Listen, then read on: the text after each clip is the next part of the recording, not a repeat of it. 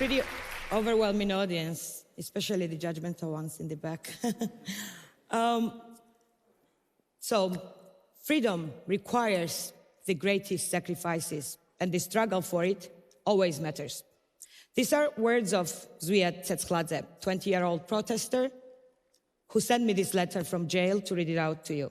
He's facing 6 to 9 years behind the bars for taking part in group violence. In Georgia, that means attending a protest. Zviad, like many Georgians, is ready to give up his freedom for something greater. To live free, and for Georgia to belong to the West.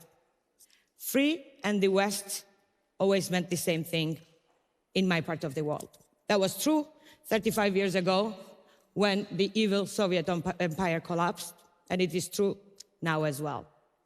But some in the West started to question it. For over 180 days now, Georgians have been taking streets daily since last November, when the ruling Georgian Dream Party halted country's European integration process. This was seen as a move towards becoming Russia's satellite, as abandoning Georgia's Euro-Atlantic aspirations, and also as de facto giving up freedoms, sovereignty, and independence. Tens of thousands took the streets, waving US, EU, even UK flags. Police detained around 500 protesters, beat and tortured around 400. 60 remain behind the bars. Most of them are Zviad's age. Around 70 journalists were injured. Most of them, or I should say some of them, targeted directly. I stood with the protesters as the tear gas filled the streets of Tbilisi.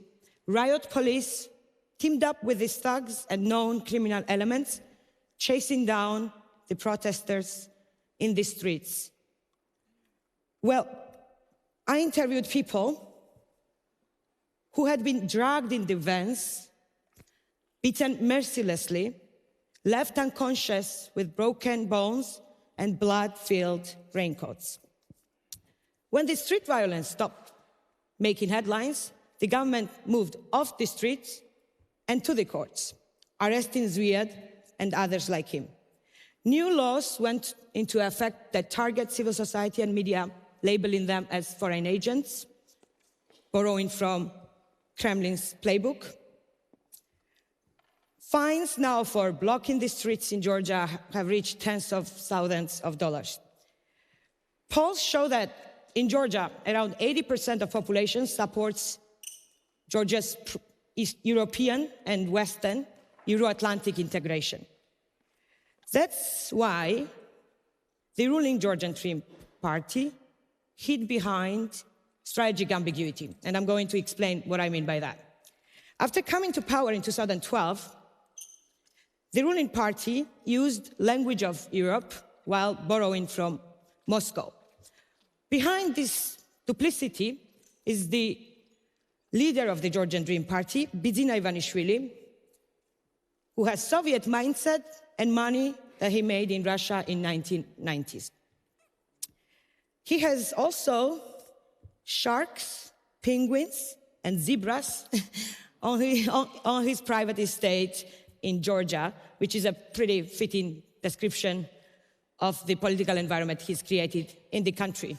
At different points, we had his business associate as prime minister, his dentist as health minister, and his security detail as our interior minister. Under his watch, Georgia, once an example of successful post-Soviet transition, democracy and freedoms in the region, turned into a textbook case of state capture. Ivanishvili took control of the courts, manipulated elections, branded civil society as media, as I mentioned, as foreign agents, following Kremlin's footsteps.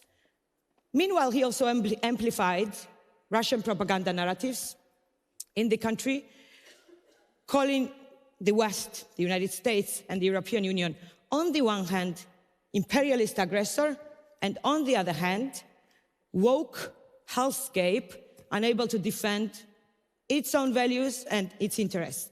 All this while paying lip service to Georgia's European aspirations. On top of this, the ruling party also signed strategic partnership with China and paid respect to the Iranian regime, standing next to Hamas in the process. The turning point came in 2022 when Russia once again invaded Ukraine. This forced the ruling party out of the strategic ambiguity and into making a decision and picking a side. But it also offered them an opportunity. They turned fear of war into a political program.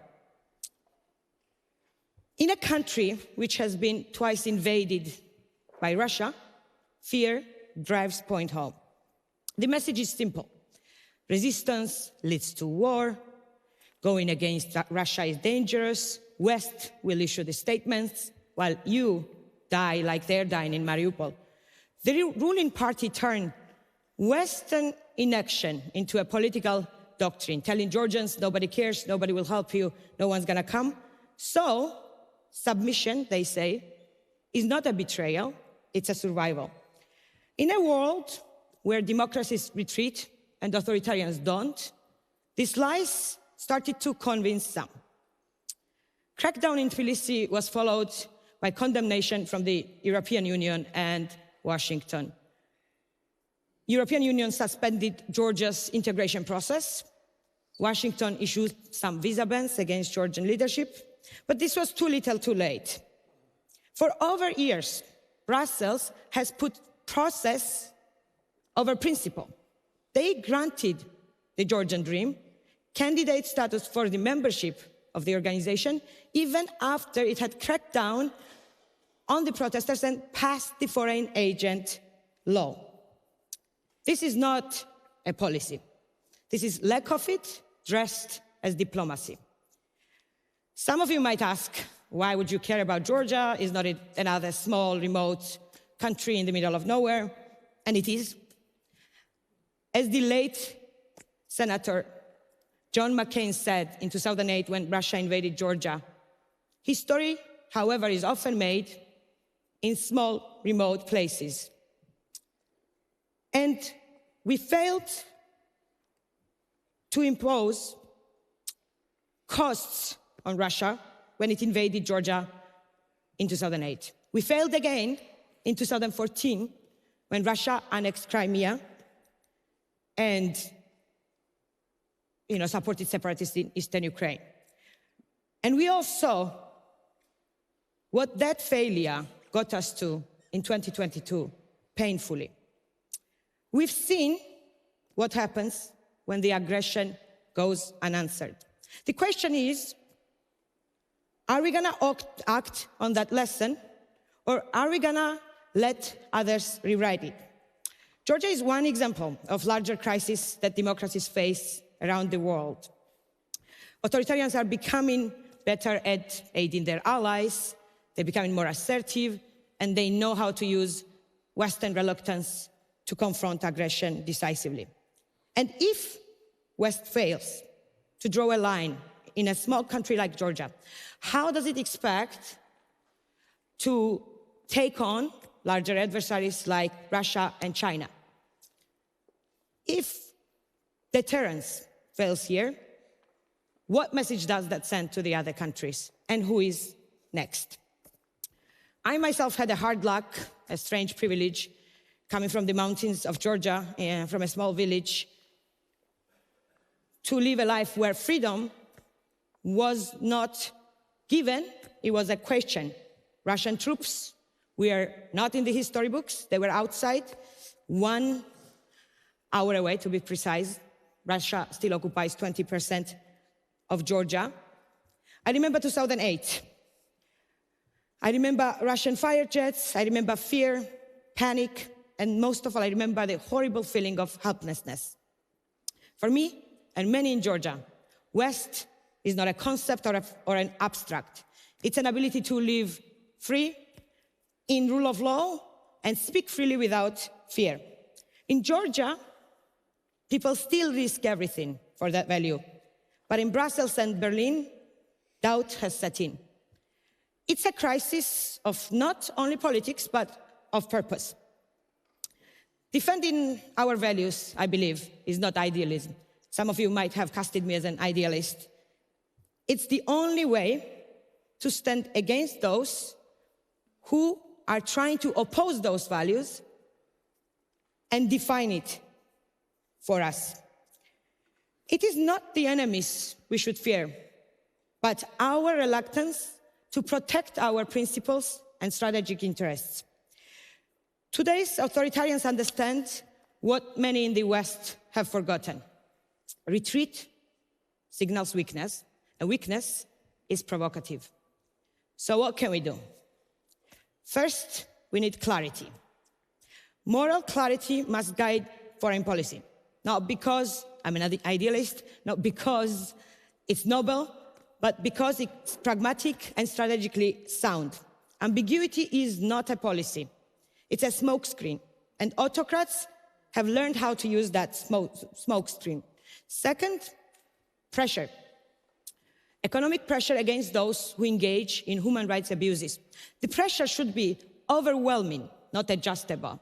You should target leadership, including in Georgia, also rank and file, family members of the elite, proxies, business people who support them, because symbolic designations does not really scare oligarchs. What scares oligarchs is asset freezes. And third, support. Real material support for those in Georgia who are fighting for freedom. They have to circumvent the repressive legislations, foreign agent designations, and find ways around it while risking jail. When we don't act, others like Russia and China fill the space. They know what they're fighting for, and they are ready to use force to get there. The West must stand together, not because of nostalgia, past times, or ideology, but because, like Chkhikvadze tells us from jail, freedom and dignity are the greatest achievements, greater than one's life. Like Georgians, Ukrainians know this well.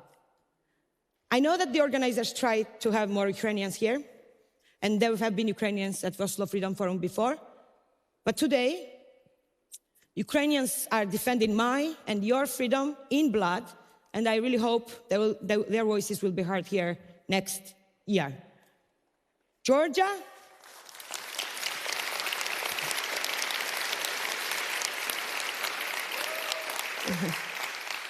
Georgia, like Ukraine, is a test for Western resolve. The fight for freedom is ongoing, not in think tanks, not in the offices of Brussels, but in the streets of Tbilisi and on the front lines of Ukraine. Thank you.